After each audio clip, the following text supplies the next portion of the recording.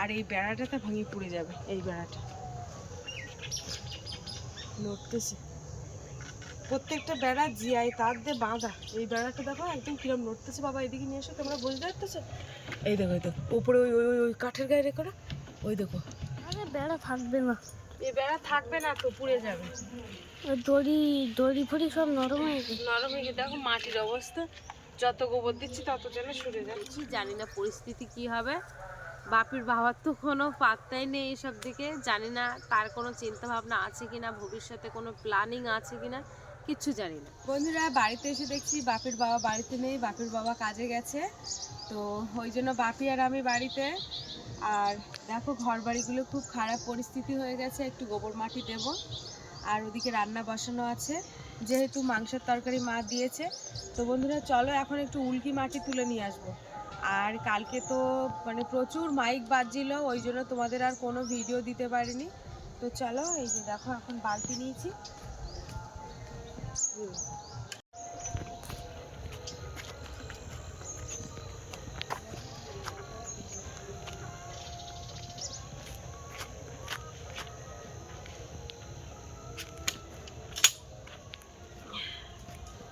আজকের আর গোবর নেই বন্ধুরা, এই শুধু মাটি দিয়েই গোবর দেবো। গোবর না হলে ঠিক গোবর দেওয়া যায় না, ঘর বাড়ি পুরো ধুলো ধুলো হয়ে যায়, কিন্তু কিছু করার নেই।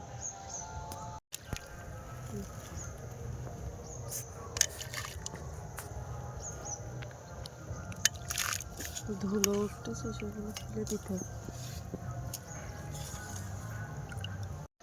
তো হয়ে গেছে, আর মাটি নেব না। যা মাটি নিয়েছি মোটামুটি গোবর দেওয়ার মতো হয়ে গেছে। মা নাই একবারই গোবর আনতে গেছে, তা সে কখন যে আসলো তা ঠিক নেই। তার আগে আমি বারান্দাগুলো গোবর দিতে লাগে।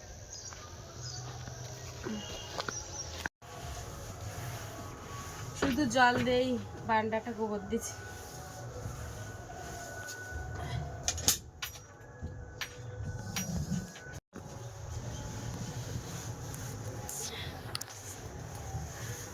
গোবর দিতে আর ভালো লাগে না, ঘর থাকবে না, ভাঙে পুড়ে যাবে আর কদিন পর, ওই জন্য আর দিতে ইচ্ছে করে না।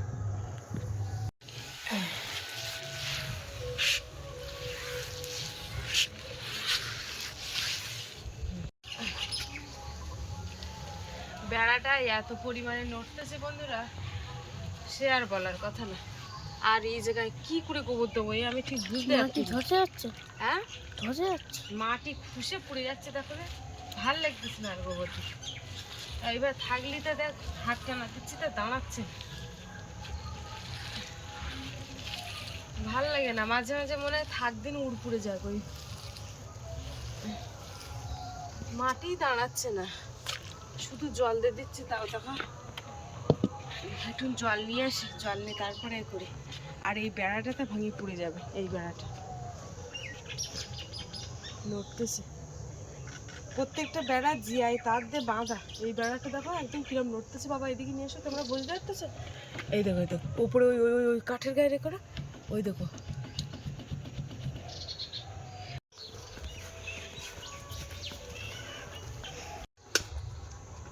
তো বন্ধুরা এই ঘর বাড়ির অবস্থা এত খারাপ হয়ে গেছে, আর ইচ্ছা হয় না যে পরিষ্কার পরিচ্ছন্ন করে রাখি। কত গোবর দিয়ে পারবো বলো? অনেকে কমেন্ট করো যে ইউটিউব থেকে এত টাকা ইনকাম করো, তো কী করো সে টাকা?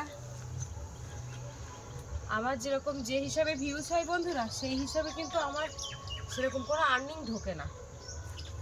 ঘর বাঁধা বললে বাঁধা না, আর একটা পাকা ঘর বাঁধতে গেলে কম করে কত টাকা খরচা হয় সেটা তোমরা ভালো করে জানো। তো মানে আমাদের থেকে তোমরা বেশি জানো। তো সেই হিসাবে আমার একার দ্বারা সামর্থ্য না একদম। যদি বাপির বাবা একটু হেল্প করতো, হয়তো কিছুটা হেল্প করতে পারতাম। প্রথম কথা হচ্ছে যে যেরকম আয় করে তার সেরকম ব্যয় রয়েছে। বাপির টিউশনি পড়ার খরচার থেকে শুরু করে জামা প্যান্ট কেনার থেকে শুরু করে সব কিছু।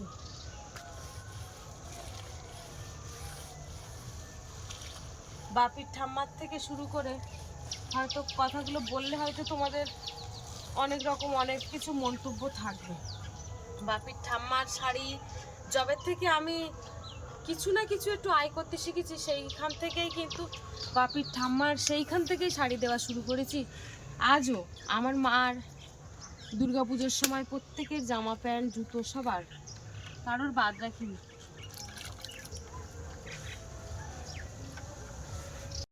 বাড়ির এদিকে কোনো নিমন্ত্রণ আসলে সেই নিমন্ত্রণও ঠেকাতে হয় আমার।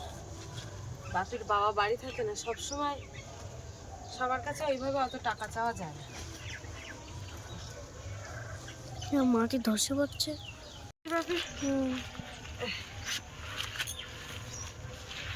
আরে বেড়া থাকবে না, এই বেড়া থাকবে না তো, পুড়ে যাবে।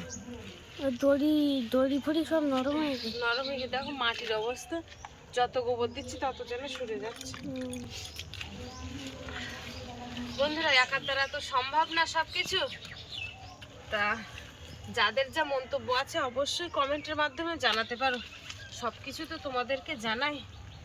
জীবনে এমন একটা দিন আসবে আমার, আমি পরিষ্কার দেখতে পাচ্ছি, আরো কিছু জানতে পারবা জীবনে, আরো কিছু। এটা ভাবি যে ভবিষ্যতে বাপের নিয়ে কি করে কাটাবো, কিভাবে পড়াশোনা করাবো, সেই সবগুলোই ভাবে। তার উপরে নিজের শখ রয়েছে, নিজের শখগুলো মেটাচ্ছি। যদি নিজেকে না ভালোবাসতে পারলাম তাহলে অপরকে কিভাবে ভালোবাসবো বলো? আগে তো নিজেকে ভালোবাসতে হবে। বাবারে এই মাটিগুলো কি অবস্থা, হ্যাঁ পড়ে যাচ্ছে। কি করতিস তো কি জানি। আজকের হয়তো এই যে কাজকর্মগুলো দেখায়, কাজকর্মগুলো করি, তার সব থেকে বড় অবদান হচ্ছে আমার বাপির। তো কি করে বলি বড় অবদান, এই যে আমি গোবর মাটি দিচ্ছি, আজ ও না থাকলে, ও যদি ক্যামেরা বন্দি না করতো তাহলে হয়তো আমি এইসবগুলো দেখাতে পারতাম না। দেখো ছেলেটা খাতার কাজ করছিল, ওই যে দেখো এটা হচ্ছে ওর ঠাকুর দাদার কাজের বেঞ্চ, ওই পাতা রয়েছে ওর, দেখো পড়ার বাবা নিয়ে যাও কাছে। ও হাতের লেখা করছিল, সেখান থেকে কিন্তু ওই হাতের লেখা করতে করতে কিন্তু আমি বললাম যে বাবা একটুখানি রেখে দিয়ে ক্যামেরাটা একটু অন করে দাও। সেই হিসেবে বাবু কিন্তু সঙ্গে সঙ্গে ছুটে চলে এসেই ও আমার হাতে একদম হাত লাগিয়ে কাজের সহযোগিতা করছে। তার যদি ও না থাকতো হয়তো এই জায়গাটাও আমি আসতে পারতাম না, আর এই গ্রামের দৃশ্যগুলো যে কিভাবে পরিস্থিতিতে আছে সেগুলোও তোমাদের আর দেখতে হতো না। অনেকে আবার কমেন্টের মাধ্যমে জানাবা যে এত সাজগোজো, এত সাজ পোশাক পরো, তা একটা ঘর বাঁধতে পারো না? সেই একই কথা, ঘুরে ফিরে ঠিক এক জায়গাটাই আসবো। কিন্তু দেখো ঘর বাঁধতে গেলে তো একার দ্বারা তো কোনো রকমভাবে কোনো সামর্থ্য হয় না, না? যদি একটু সহযোগিতার হাত যদি মানে বাপের বাবা না করে, আর আমার সে ওই কলকাতায় থাকে কাজকর্ম করে, তার কোনো চিন্তা ভাবনা নেই যে একটা ঘর বাঁধবো কি করবো। হ্যাঁ, বুঝতে পারে না ঝড়ঝামটাই ভাঙা ঘরের মধ্যে ছেলেটা নিয়ে কাটায়। যারা কাটায় তারা বুঝতে পারে, সব কিছু তো সম্ভব হয় না অত কিছু খুলে বলার। যারা বোঝার হয়তো তারা অনেকে বুঝে নাও। আরো গোবর দেওয়ার পরে আর একটা জিনিস দেখাবো, নিজের শখ মেটানোর জন্য নিজেকেও তৈরি হয়েছি, সেটাও দেখাবো তোমাদের। বন্ধুরা, এই সাইডটা একদম পুরোটা গোবর দেওয়া হয়ে গেছে, শুধু জল দিয়েই গোবর দিয়েছি। এবার এই ধারটা দেবো, এই ধারটা তবু পরিষ্কার রয়েছে। বাইরে যেহেতু রান্না করি সেই জন্যই একটু পরিষ্কার আছে। এইখান থেকে গোবর দেবো। ঘর বাড়ি যেন অপরিষ্কার থাকলে একদম সহ্য হয় না। মাটির ঘর বাড়ি যতটুকুনি পারি চেষ্টা করি। আর এই যে গোবর মাটি দেওয়া লেপা, এই যে কি জ্বালা, যাদের আছে তারা ঠিক জানে, খুব কষ্ট। ভাঙা কপাল নিয়ে জন্ম হয়েছি, ভাঙা কপাল, ওই জন্যই এই পরিস্থিতি। তাও ভাঙা কপালের মধ্যে খুব আনন্দে থাকি। সবাই যদি সুখে থাকে, সবাই যদি পাকা ঘরে থাকে, তাহলে এইসব ঘরে কারা থাকবে?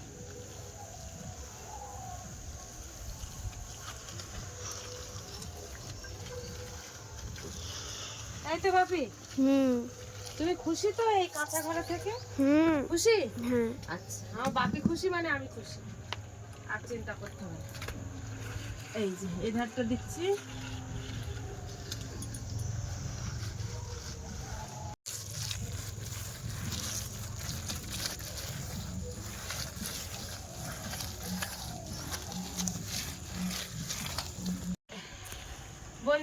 আর একটা সুখবর আছে, বাপের বাড়ি থেকে এসে শুনি আমার মুরগি ডিম পাড়া শুরু করেছে, 2টো ডিম পেড়েছে, কালকে ধরে 3টে হয়েছে, 3টে ডিম পেড়েছে। আমি তো খুব খুশি, এতদিন ধরে মুরগি খাওয়া দাওয়া দিয়ে দিতে দিতে দিতে দিতে এখন শুনি ডিম পেড়েছে। আমার আর ডিম কিনতে হবে না, এখন আমার বাপের ডিমটা যাক মুরগি দেবে কোনে, দেশি প্রত্যেক দিন না দিতে পারি, দেশি মুরগির ডিম, হ্যাঁ 1-2 দিন বাদে বাদে যদি বাপের একটা করে মুরগির ডিম দিতে পারি, দেশি ডিম, আমার নিজেরও ভালো লাগবে আর আমার বাপি তো কি বলবো, বাপি একদম তো খুশি। খুশি, তাই তো? হুম। একদিন বাদে বাদে একটা করে দেশি ডিম, তাই না? কিন্তু দেখো চারিকানাটায় গোবর দেওয়া হয়ে গেছে, ওদিকটা দেওয়া হয়ে গেছে, বারান্দাটা দেখাও ভালো করে, এই যে বারান্দায় মাথা মাথা পর্যন্ত গোবর দিয়েছি। এবারে হাতটা ধুয়ে আসবো, সাবান দিয়ে ধুয়ে এসে বাপির 2টো ভাত দেবো, আমি 2টো খাবো। না আমার এখন হাতের লেখা করতে হবে। হাতের লেখা এখনো করতে হবে? হ্যাঁ অঙ্ক করতে ঠিক হবে। আছে, তুমি অঙ্ক হাতের লেখাটা করে নাও, তারপরে ভাত দিচ্ছে। আমি ভাত খাবো না। কেন, অল্প 2টো ভাত খেতে হয় না? না আমার মোটা চালের ভাত আমি খাবো না। মোটা চালের ভাত, সেই জিরা কাঠিটা চাল শেষ হয়ে গেছে, শেষ হয়ে গেলে এখন সেই বাপের বাড়িতে চাল নিয়ে আইছি, 2বার করে চাল নিয়ে আইছি। তুমি আমার জন্য আলাদা রেশনের চাল রান্না করবে? আগের দিন 25 কেজি চাল নিয়ে আইছি, আবার ওদিকে বাড়ির চালও দিয়েছে 1 ব্যাগ, তাহলে সেই চাল খাতি পারতেন না, মোটা চাল ভাত শুধু ওয়াক করতেছে। তা কি করবো বলো, কোন চাল দেবো ওর আমি? সেই চাল তো রেশনের, রেশনের চাল? এগুলো তো ঠিক আছে। রেশনের চাল কালকে এসে ভাতটা কাদা করে ফেলিস, তো আর ভাল লাগবে না খাতে। আজকে রান্না করেছি, তুই খালি বুঝতে পারো ভাল লাগবে না। এই যে বন্ধুরা, বাপির স্কুলের জামা কাচতে গিয়েছিলাম, এখন কাচাকুচি হয় সব ঝিলির পুকুরি, সামনের পুকুরে জলটা নষ্ট হয়ে গেছে, সেই জন্য এই যে কাচাকুচি করতে গেলাম। আর এই যে মাথার ফুল ছিল, চুলের যে ফুল, এগুলো অনেক রকমের রয়েছে, ওইগুলো সব সাবান দিয়েছি একেবারে, সাথে বাপির মজা টজা রয়েছে, সেগুলো এখন রোদি দেবো, 2টো ভাত বাড়বো।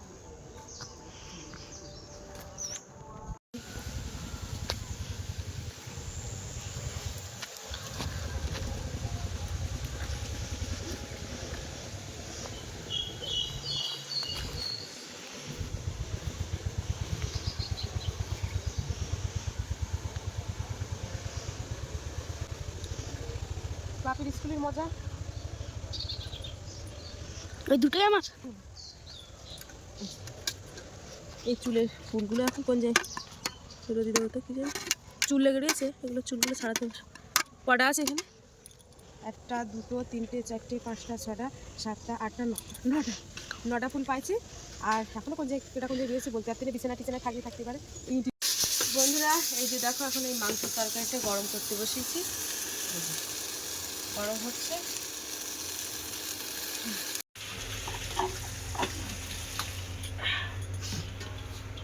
ডিমটা এখন ছাড়াবো। বাবা নতুন মুরগির ডিম পারতেছ তো, পুরো এই ডিমের খোসাটা খুব পাতলা, একদম তাড়াতাড়ি হয়ে যায়। হ্যাঁ খুব পাতলা খোসা। এই যে টিফিন বক্স, এই যে বক্স প্লাস্টিকের যে কন্টেনার দেখতে পাচ্ছ, এই কন্টেনারে করে 1 কন্টেনার মাংস দিল কালকে।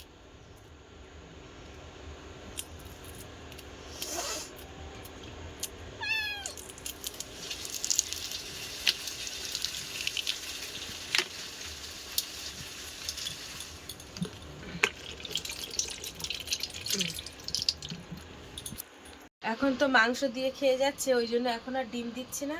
এখন এই যে ছোট এই টিফিন কৌটোর মধ্যে একটা ডিম পোচ, আর এই যে একটা ডিম, ওটা ওর বই ব্যাগের মধ্যে দিয়ে দেবো, ও স্কুলে গিয়ে খেয়ে নেবে যখন হয়।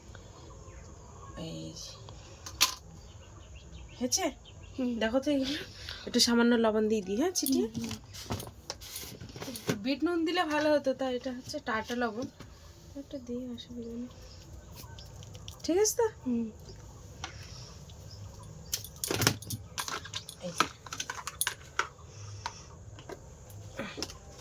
ভালো গরম ভাত, এই ভাত বলের মতো মতো, হ্যাঁ ওই জন্য আমার বাপি খাতি পারতেন না একদম।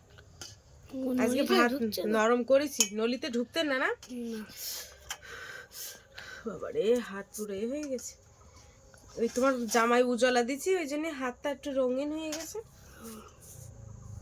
ব্যাস এক থালায় দুজন খাবো। আর এই এইটা সকালতে ভালো লাগতে না না। এই হচ্ছে আমাদের ক্যামেরাম্যান, অনেকক্ষণ ধরে কষ্ট করেছে। হাত ধুতে পারে, হাত ধুতে পারে, তোমার হাত ধুয়ে লাভ নেই, আমি হাত দিয়ে খাবিয়ে দিচ্ছি। এই তরকারিতে দুজন এক থালায় নিয়েছি, ওর হাত দিয়ে খাবার গেলে আরো টাইম লাগবে। ওর থেকে এক থালায় বসে কি তোমার একটু মাংস দিয়ে মাখি দেবো? ইয়েস। ইয়েস ইয়েস, আচ্ছা আচ্ছা। আমার ঠান্ডা লেগেছে না, আমার গরম লেগেছে। গরম নেই, থাক, খুলতে হবে না। সারা মানে স্কুল তো বাড়ি আসলে পর ফ্যান চালিয়ে দেবে, এই ঠান্ডায় আমরা বাঁচতেই নেই। না খেয়ে না হাত, কারণ সামনের ক্যামেরা দিয়ে ভিডিও করছি। এনা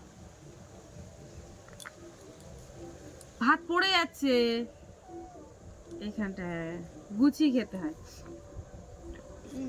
কালকে রাত্রে বাপি বেশি একটা মাংস খাইনি, বলছে থাক সকালে খাবো। কি খাও না, ভাত ভালো তো। গরম করলে হয়, সবসময় সরু চাল পাওয়া যায়। এই ছেলেটা না সবসময় সরু চাল করতে লাগে। আমার সবচেয়ে বড় ভুল হয়ে গেছে জিরা কাঠির বাচ্চাটা কিনে। ওর কালে একবার সরু চাল ধরে গেছে, ধরার পরে ও সরু চাল আর ভুলতে পারতেন না। মোটা চাল গালে দিলে পর আকাশে যাচ্ছে, কিন্তু তাই করলে হবে?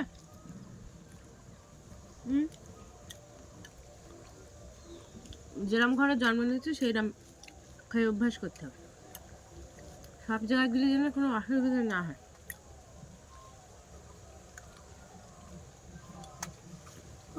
বলো, জন্মদিন কবে? জন্মদিন দেরি আছে, এখনো 6 মাস বাকি, বর্ষাকালে। ওর ডেলি জন্মদিন হলে ভালো হয়, কারণ শুধু বলে আমার জন্মদিন কবে। জন্মদিনে আর অনুষ্ঠান করবো না, আর না, শুধু একটু কেক কাটবো, একটু পায়েস রান্না করবো, আর একটু বিরিয়ানি কিনে তোমার খাবি দেবো, আর কিচ্ছু করবো না। প্রত্যেক বছর আমি আর পাচ্ছি না এই।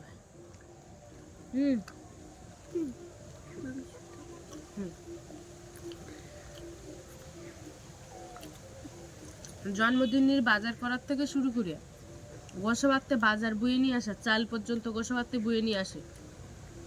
গোসাবাতে বাজার টোটাল, শুধু জলটা এই জায়গাতে আনা হয়েছিল, সেইটা জলটা শুধু বাবার দায়িত্ব ছিল, আর কিচ্ছু না।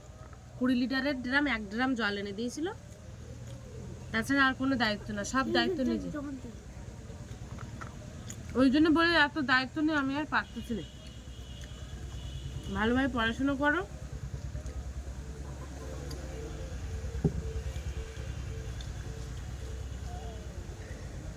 আয় বুঝে ব্যয়, পরিস্থিতি হিসাবে সেইভাবে চলতে হবে। তো বন্ধুরা, তাহলে খাওয়া দাওয়াটা করে নি।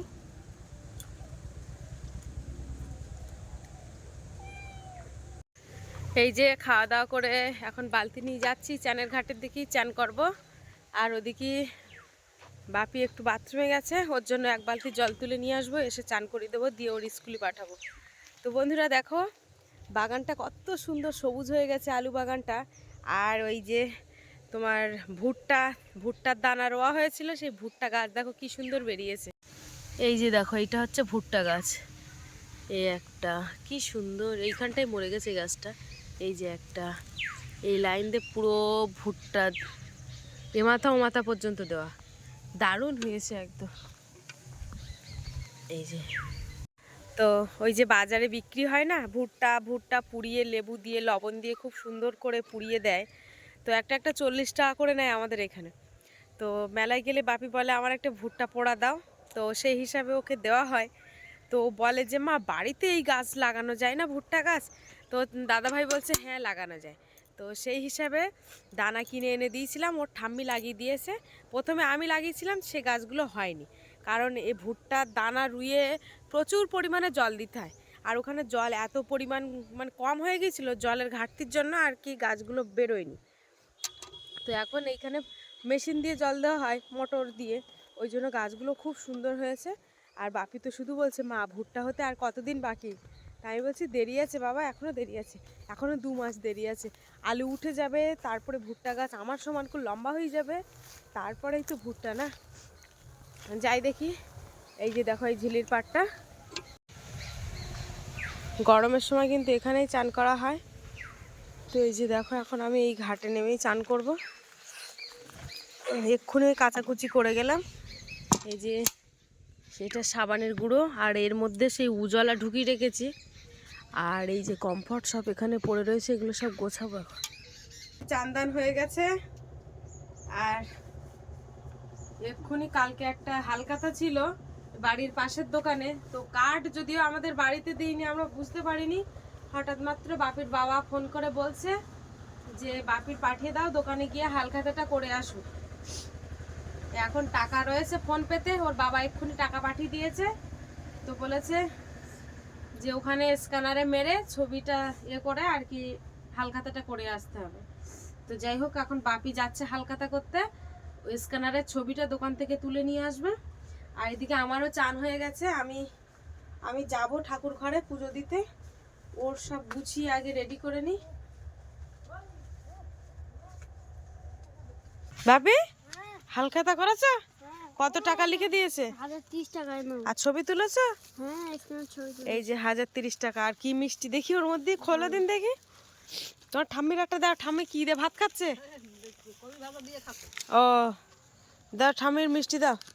মিষ্টি না কি ও? লাড্ডু। ও লাড্ডু। তুই একটা বের করে দিন দেখি। তুমি একটা খাও স্কুল যাওয়ার আগে, একটা খাই। হ্যাঁ ওই তো, বাহ, একটা খাও। না, ঠাম্মি দিয়ে আসো। ঠাম্মির আগে, হ্যাঁ তাহলে দিয়ে আসো, দিয়ে আসো। না, এখন খাও, এখন খাও। থালার পাশে দিয়ে একটা। হুম। তোর ঠাকুরদা কোন জায়গায়? পাশে দিচ্ছি, তাহলে খেতে পারবে। ওই হ্যাঁ, আচ্ছা আচ্ছা ঠিক আছে। ওই তো, তুমি একটা নাও, তুমি একটা খাও দেখি, আমি তাহলে টাকাটা মারে দেই। তুমি একটা নাও। আমি পরে, আমার এখন ভালো লাগবে না খাতি। তুমি খাও একটা, তুমি খাইয়ে তারপর স্কুল যাও।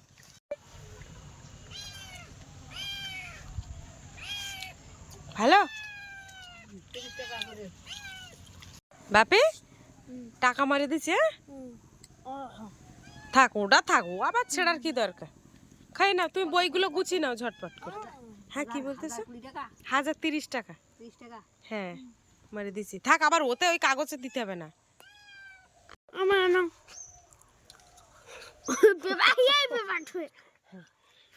হুম না, এবার বইগুলো গুছিয়ে দাও, গুছাও। বন্ধুরা, আমি স্কুলে যাচ্ছি, তোমরাও চলো আমাদের সাথে।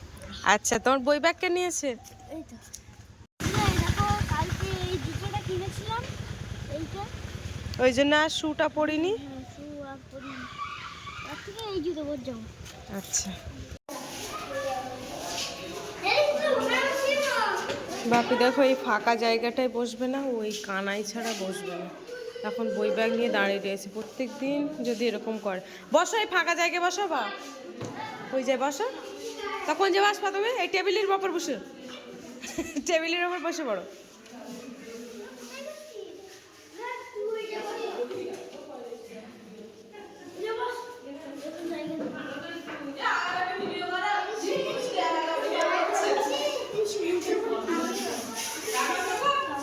ওই যে দেখো সবাই বাচ্চা দিতে এসছে, ওরাও বসে আছে ওই দিদিরা। ওই যে প্রার্থনার ঘন্টা পড়ে গেছে, ওটা সরাতে হবে না, লোকের জায়গা গালাগালি দেবে ওইখানে। হেই ওরকম করিস না বাপি, এক্ষুনি গন্ডগোল হবে কিন্তু, বলে দিচ্ছি। রোজ কি হবে? হাই দেখো বাপি শুধু জুলুম করে, দেখো ওদের উপরে কি অবস্থা। একটা বেঞ্চিতে ওই প্রার্থনা লাইনের সামনে দাঁড়িয়েছে।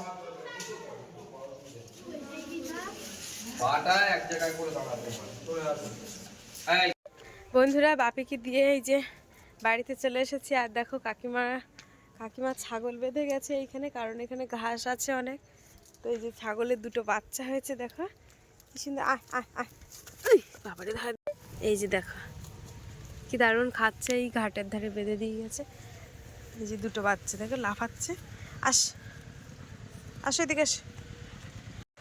এই যে দেখেছো, এটা ওর মার মতো দেখতে হয়েছে, এটা ওর মার মতো দেখতে হয়েছে। আর ওইটা কার মতো হয়েছে কি পুরো কালো হয়েছে, ওর বাবার মতো। ওর বাবার মতো হয়েছে, কি সুন্দর। বন্ধুরা এই যে একটু ফাঁকা জায়গায় এসে বসলাম কিছুক্ষণ, তোমাদের সাথে দুটো গল্প করব, গল্প করে তোমাদের সাথে কিছু কথা শেয়ার করব। তোমাদেরকে বলছিলাম ঘর বাড়ি গোবর দিতে দিতে বলছিলাম যে তোমাদের একটা জিনিস দেখাবো, সেটা হচ্ছে বন্ধুরা এই যে দেখো নিজের ইচ্ছাটাকে পূরণ করলাম। তো আমার যখন বিয়ে হয়নি, বিয়ের আগে আমি অনেকবার আমি এরকম চুল স্ট্রেট করেছিলাম, আবার সেই স্বপ্নটাকে আবার পূরণ করেছি। দেখো নিজে বাঁচতে গেলে হয়তো ঘর বাড়ি ভাঙা, সব কিছু ভাঙা, নিজের মনে সুখ শান্তি থাকলে সব কিছুই সুখ শান্তি থাকবে। ধীরে ধীরে বুঝতে পারবে আস্তে আস্তে। কুকুর যদি পায়ে কামড় মারে, তা আমার তো আর উচিত না যে কুকুরের পায়ে আমার কামড় মারা, তাহলে তো কুকুর আর আমার মধ্যে কোনো তফাতই থাকলো না। কারণ এত ঝামেলা অশান্তি, এত সব কিছুর মধ্য দিয়েও দেখো আমি ভীষণ ভালো আছি। আর এই ভাঙা ঘর, নিজের সব কিছু যা করতে হবে নিজের করতে হবে, তার মধ্যে দিয়ে কিন্তু আমি ভালো আছি। এই কথাটা বলার ছিল। এই যে দেখো আমার এই যে চুলটাকে এই যে স্ট্রেট করেছি, এই জন্য অনেকে কমেন্ট করতে পারো যে তাহলে টাকা পাচ্ছ কোথায়, একটা ঘর তৈরি করার নেই, তুমি নিজের চুল এরকম করছো। দেখো আমি আমি একটু অন্য রকমের মানুষ ছিলাম, তো বিয়ের আগে থেকেই অন্য রকমের ছিলাম। আর বিয়ের পরে আস্তে আস্তে সেইগুলোকে সব বিসর্জন দিয়েছিলাম, একদম সম্পূর্ণ বিসর্জন দিয়েছিলাম। তারপর থেকে দেখো আস্তে আস্তে আমি চাই নিজেকে একটু পরিবর্তন করতে, কিন্তু হয়ে ওঠে না। তবু যতটুকানি পারি চেষ্টা করি। তো বলো আমার এই স্টেট করার পরে আমার কেমন লাগছে।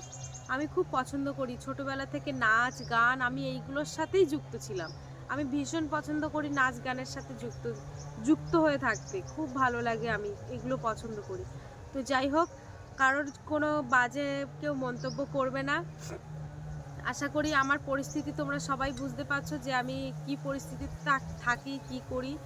তো বাঁচতে গেলে এইটুকানি আমি জানি, শেষ একটাই কথা বলবো, বাঁচতে গেলে নিজে কিছু করতে গেলে কিছু মায়া ত্যাগ করতে হবে, কিছু মায়া ত্যাগ করতে হবে।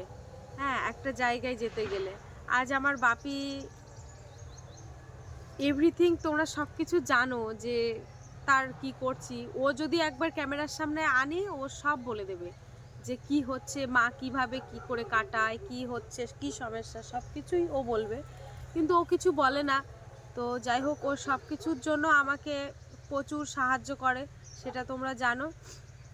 আর ক্লাস 5-এ উঠলে, এখন তো 2-তে পড়ে, 2-এ উঠেছে সবে, তো ক্লাস 5-এ উঠলে সেরকম চিন্তাভাবনা আছে যে ওকে বাইরের কোনো স্কুলে ভর্তি করাবো। আমাদের এই স্কুলে সেরকম মাস্টার নেই, আর পড়াশুনোও বা সেরকম হয় না সেই হিসাবে। ওই জন্য এখন আর ওর কোনো ধাক্কা দিচ্ছি না, কোনো অসুবিধা করছি না। 2, 3, 4 আর 3টে বছর অন্তত এই প্রাইমারিতে পড়ুক, তারপরে বাইরের দিকে চিন্তাভাবনা আছে, বাইরের দিকে কাজকর্ম সব কিছু। বাইরের দিকে ভর্তি করতে গেলেও তো একটা টাকার প্রয়োজন, সেগুলোও দেখতে হবে। সব কিছু দেখে তারপরে ছেলেকে বাইরের দিকে ভর্তি করার চিন্তাভাবনা আছে। এখন দেখি, জানি না পরিস্থিতি কি হবে। বাপির বাবার তো কোনো পাত্তাই নেই এসব দিকে, জানি না তার কোনো চিন্তাভাবনা আছে কিনা, ভবিষ্যতে কোনো প্ল্যানিং আছে কিনা, কিচ্ছু জানি না। তো এই হচ্ছে পরিস্থিতি। তো তোমাদের যদি কোনো মন্তব্য থাকে তোমরা বলতে পারো, কোনো সমস্যা থাকলে অবশ্যই বলতে পারো, কারণ তোমরা তো আমার একটা পরিবারের মতো। তোমরা যা আমার সমস্ত সব কিছুই, তোমরা যা কিছু সব তোমাদের জন্য। আজকে যে এই আমার বিয়ের আগের লাইফটা তোমরা এই যে ফিরিয়ে দিয়েছো, সব কিছু তোমাদের জন্য। ওটা সত্যি আমার ইচ্ছাগুলোকে আমি চাই আরও পূরণ করতে, জানি না কতদূর কি হবে, চেষ্টা করবো একটা জায়গায় একটা কিছু করার জন্য। আর যা হবে তোমরা অবশ্যই জানতে পারবে। আর এই যে চুল স্ট্রেট করেছি, 3 দিন বাঁধা যাবে না, 3 দিন কোনো কিছু করা যাবে না। কালকে শনিবার, কালকে আবার যেতে হবে, ওয়াশ করে দেবে, চুল ওয়াশ করে দেওয়ার পরে তারপর থেকে আমি বাঁধতে পারবো, সব কিছু করতে পারবো। আর এমনি আমার চুলের অনেক সমস্যা ছিল, আর শীতকাল আসলে মাথায় প্রচুর খুশকি হতো, কোনো রকম কিছু দিয়ে কোনো কিছু হতো না। বাড়িতে কত ঘরোয়া টিপস ব্যবহার করেছি, তাও কিছু হয়নি। তো যাই হোক, এইটুকানি বলা, আর ভিডিওটা বড় করব না, এখানে শেষ করছি। বন্ধুরা তোমাদের মতামত থাকলে অবশ্যই কমেন্টের মাধ্যমে জানাবে। আমি এইটুকানি জানি তোমরা আমার পরিবার, তো তাই সব কিছু তো গোপন করা যায় না। আর আমার গোপন বলতে কিছু নেই, যা হচ্ছে সব তোমাদের সাথেই বলি। তো সবাই ভালো থাকবে, সুস্থ থাকবে।